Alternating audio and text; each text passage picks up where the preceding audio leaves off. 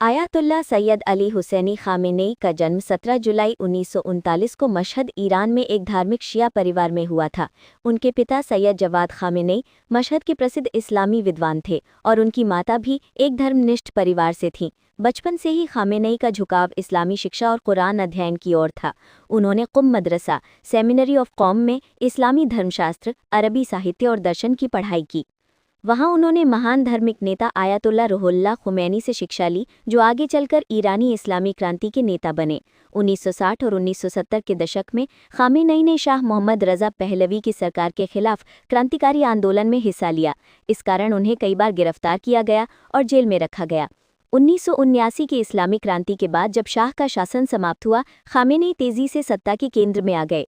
उन्होंने revolutionary council के सदस्य, रक्षा उपमंत्री और तेहरान की शुक्रवार नमाज के इमाम के रूप में सेवा दी। उनकी भाषण शैली और धार्मिक दृष्टिकोण ने उन्हें जनता में लोकप्रिय बना दिया। 1981 में राष्ट्रपति मोहम्मद अली रजाई की हत्या के बाद अली खामेनेई ईरान के राष्ट्रपति बने। उन्होंने 1981 से 1989 तक 2 कार्यकाल पूरे किए और ईरान-इराक युद्ध 1980 से 1988 के कठिन दौर में देश का नेतृत्व किया।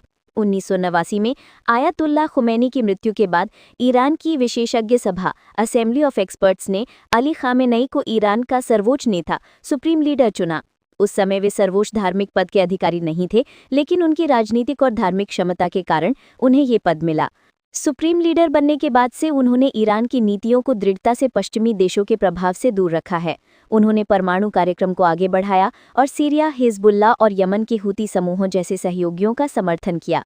1981 में एक आत्महत्या विहित हमले में घायल होने के बाद उनके दाहिने हाथ में स्थायी चोट आ गई, लेकिन इसके बावजूद उन्होंने नेतृत्व जारी रखा।